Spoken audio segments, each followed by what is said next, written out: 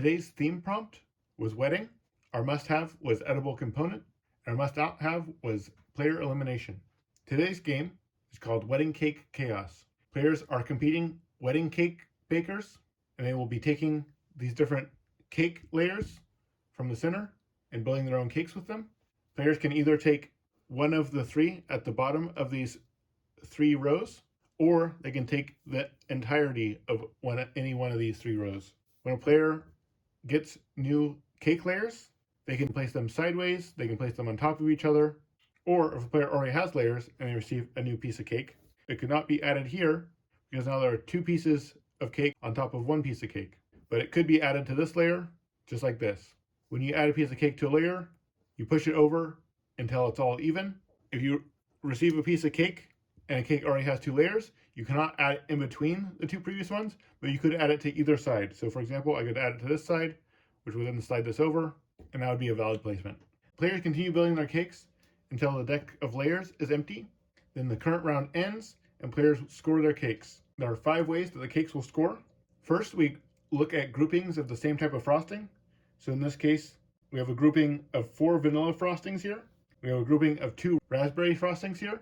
And then we have a lone raspberry frosting and a lone chocolate frosting down here.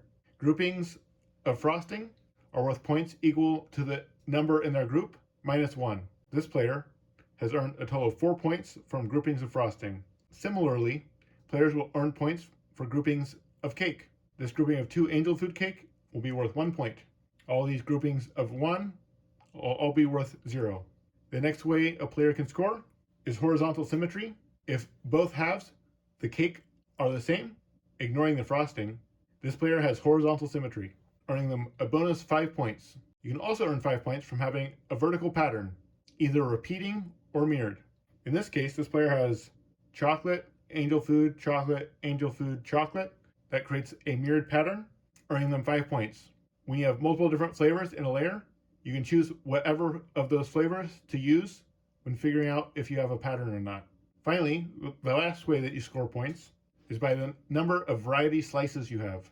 A variety slice is determined by an intersection that has all 3 pieces of cake in it. In this case, we have the chocolate, angel food, and red velvet cake all touching each other right here, and we also have that over here.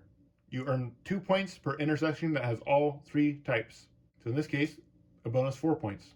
After players add up their whole score, the player with the most points wins the game. And that is Wedding Cake Chaos.